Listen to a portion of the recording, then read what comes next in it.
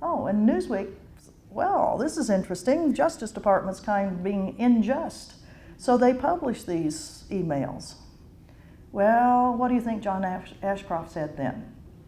He had yet to have his conversion on almost his deathbed when he finally stood up to George Bush. Remember that a little bit later. That was a year or so later. Well, Ashcroft wasn't happy. Nobody in Justice Department was happy.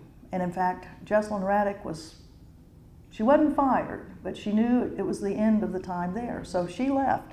She got a job with a law firm in Washington, and immediately here came the Justice Department saying, you have a criminal on your hands. We're thinking about prosecuting her, and we have already filed for her to be disbarred in the bar associations where she's accredited in Washington, D.C. and in Maryland.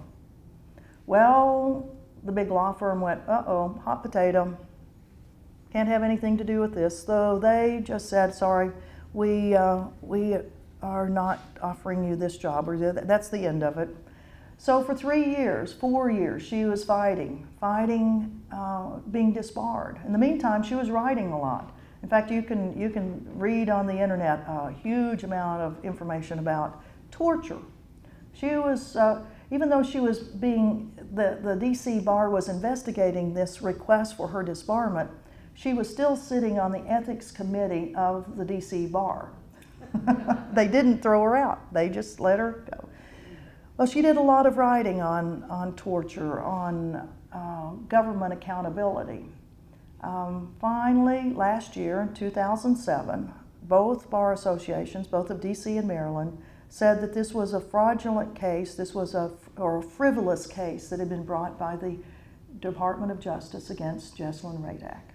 In the meantime, she had become an adjunct professor of law at American University, and now she works for what's called the Government Accountability Project, which is a whistleblowers group that helps whistleblowers get the information that they have that shows of government malfeasance, to get that in a form that it can be actionable, that lawsuits are brought against the U.S. government for what they've been doing, that issues that are of importance to us all, on contracting, on sole source bidding and contracts we've seen in Iraq and Afghanistan.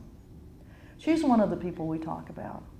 We also talk about a young woman from Great Britain. I mentioned to you that 15 people of the British government resigned, in contrast to just the 3 of us in the United States resigning. But a young woman named Catherine Gunn, who her first job also, this is kind of interesting because it seems like there may be a different kind of integrity in first-time workers for the government, or maybe it's they don't have so many years invested in it, and so they're willing to put their very new job on the line, whereas many of us old-timers may, oh God, I've got kids in college, I've got mortgages, I've got this and that. What will I do if after 18 years I've been in the military or the government and I decide to blow the whistle on something, and then maybe I get fired for it, or I have to spend the rest of my life in lawsuits trying to win the case, which is what happens to a lot of whistleblowers. It's not an easy life to be a whistleblower. But this Catherine Gunn, first time she had ever worked for the British government, she was 22 years old. She had signed on for the equivalent of their national security, or our national security agency, the General Communications Office. And they were the listeners. They listened in on the conversations of people all over the world, and for British security, just like we have our own listeners that listen in for, we thought it used to be for our national security, but now we find out for 5 years the government's been listening in on us illegally. 5 years they've been listening in on us, and then once they're caught, what does the U.S. Congress do? They make it legal. It's the most astounding thing I've ever heard in my life. But at that time, back in 2002, we thought we had some laws on this, and Catherine Gunn thought that there were some regulations that they had in their service that, in fact, she said, as she was given a document, an email from a U.S.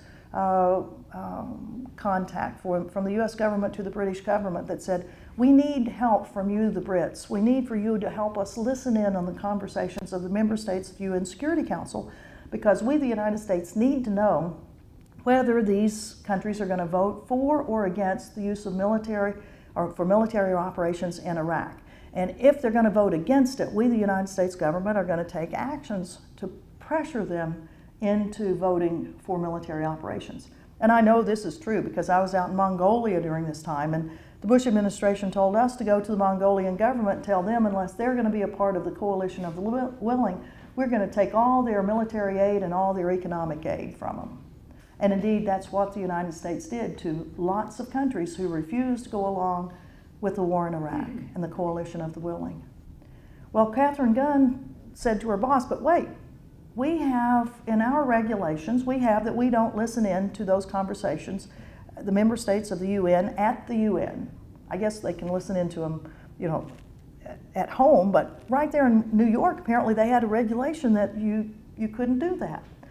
And she had just come out of training and she knew what the regulations were, and so she told her boss that, I'm sorry, we can't do that. And you know, this old boss of hers, yes, we can, we will be doing this. No, we can't, I know the rules. Listen into those conversations. Well, then what would you do with that? First big job you had, you know, and you too might be thinking of a long career. Well, Xerox machines have a very good place in the history of whistleblowing of the world because that Xerox machine started working again. Just like for Jesselyn Radack, here old Catherine Gunn zipped a few copies of that email off, and she sent it to the Daily Telegram, or Telegraph, or whatever it is in England. And just like Newsweek, the daily newspaper in the UK was very pleased to see this. You know, it shows there's a little hanky-panky going on behind the scenes. There's a little arm twisting going on behind the scenes. Well, in contrast to what happened with Jesselyn Radack, when she actually was not charged with a crime for what she did, immediately Catherine Gunn, she was arrested. She was charged with the violation of the Official Secrets Act of the UK, and a case put against her that lasted almost a year. Almost a year. In fact, it was the night before the case was to go to trial that suddenly the British government folded the case. Now, why would they go for a year and they were going to put her in jail because she had embarrassed the British government? I mean, how embarrassing it is that your dirty laundry, your breaking of your own regulations is hung out to dry here. Well, what had happened was that the defense attorneys had gotten hold of another very interesting document, and that document was the resignation letter of one of the 15 people in the British government.